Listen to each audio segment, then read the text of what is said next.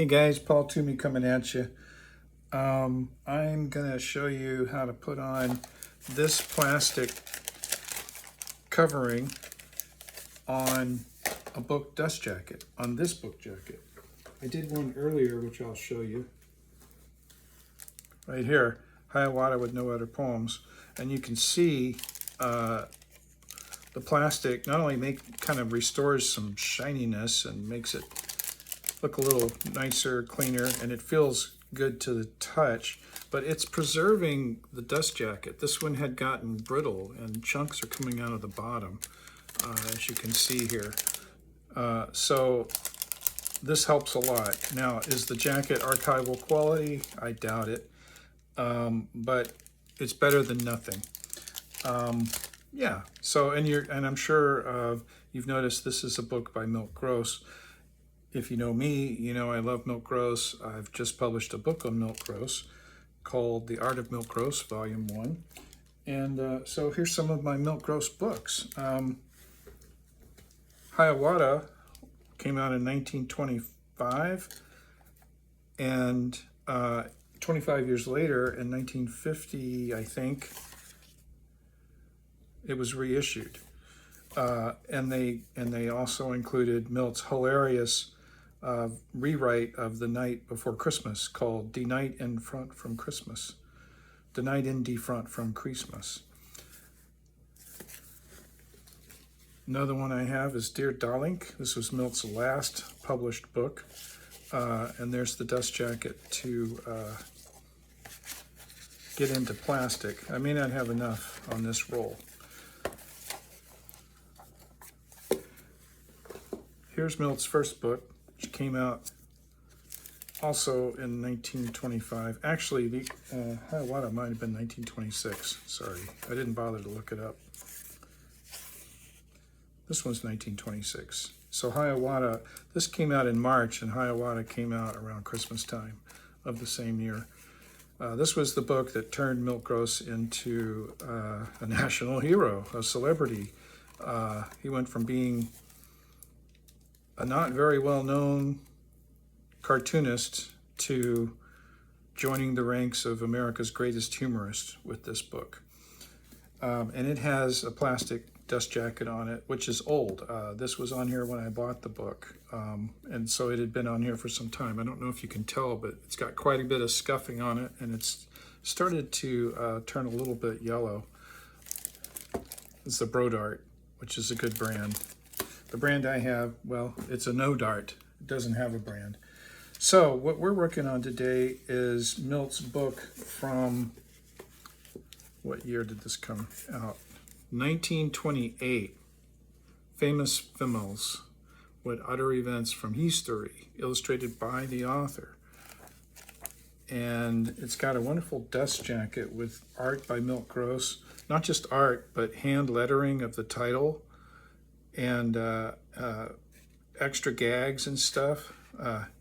Heppels instead of apples. His great sort of invented English, Yiddish language.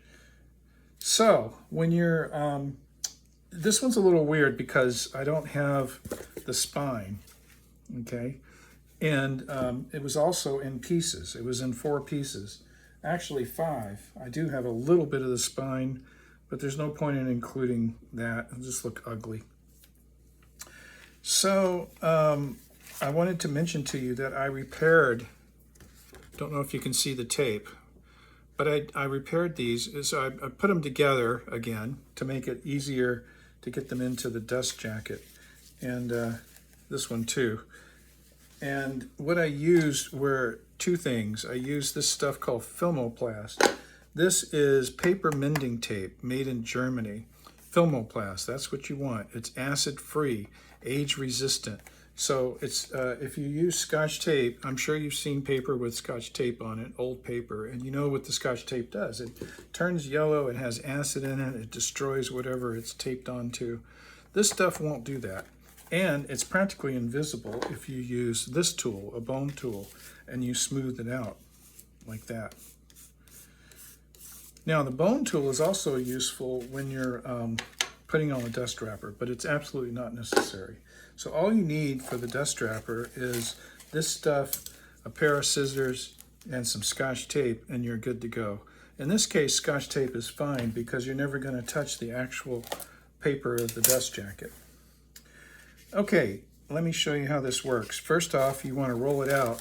Oh, first off, what do you buy, right? What size do you buy? You're going to find these come in a number of different widths or heights, depending upon how they think about it. But it needs to be a little bit bigger than the book that you're going to put it on. Although sometimes you get lucky and you'll find the same size. But it's okay if it's a little bit bigger. It's adjustable. That was something I didn't know and couldn't find out when I was trying to buy this stuff.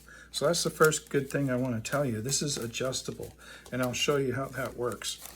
And once you've gotten the right height, now you need to get the right length.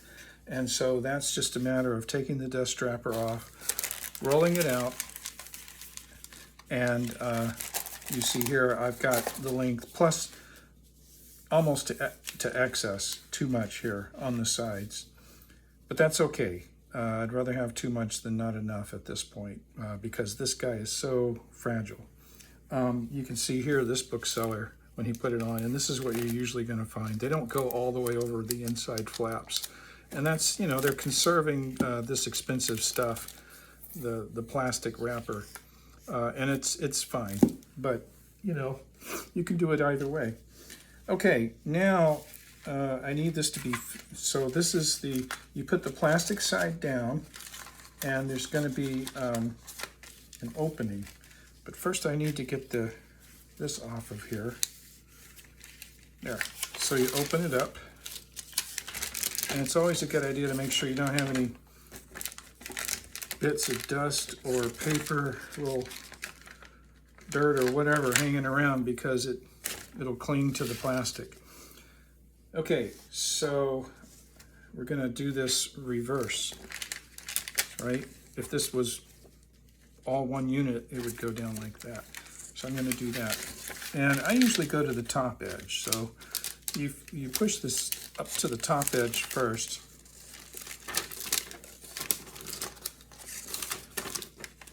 Like that. Now I'm going to try to estimate the size of the spine. And that's about right for that. Okay, so you got your top edge, and now you have this edge. And here's where the adjustable part comes in. You just simply pull it up to the height you need it to be. And then you put tape on it. This is almost too much, right? So this is a good example of, you can't just buy one huge tall roll and just have it apply to every book. That's not going to work for obvious reasons. This one just works. And in fact, I think I'm going to need to cut off some of the paper so I have a place to put the Scotch tape, because that's the next step. I'm going to tape it down. Okay, it's already grabbing parts of the paper, but that's okay. It's on the back side. It's not going to show. Okay, and so you'll want to just kind of press it down with your fingers, or if you have something like a bone tool, that works great. Since I have the bone tool here, I'll just do that. Fingers are fine, or you could use the edge of the book itself. The idea is just to kind of create a little crease down here on the bottom, like so. And then put some tape on.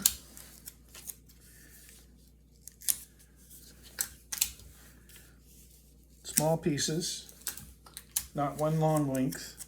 This tape is roughly in the middle of this flap. This tape is roughly in the middle of this section.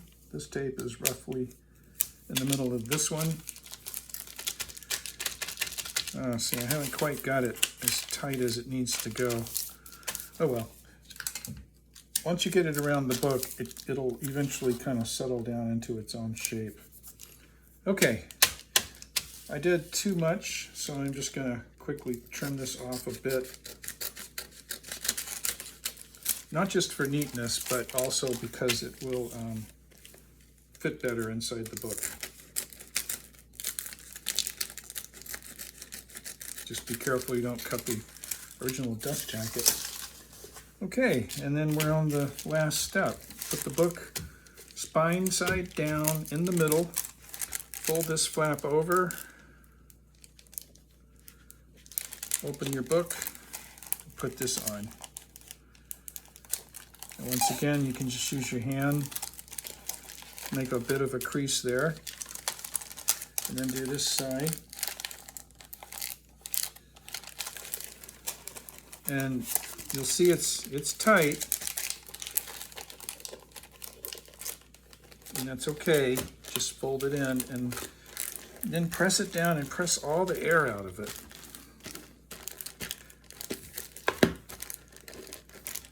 It'll take a little while for all the air to get out and for the plastic to get used to it. But now you have a protected book. It's unfortunately got no spine, but that's okay. I would rather preserve these parts here. And there you go. Now we have a Milt Gross library that's preserved. It's not going to keep chipping off and falling apart. So there you go. That's how you do that.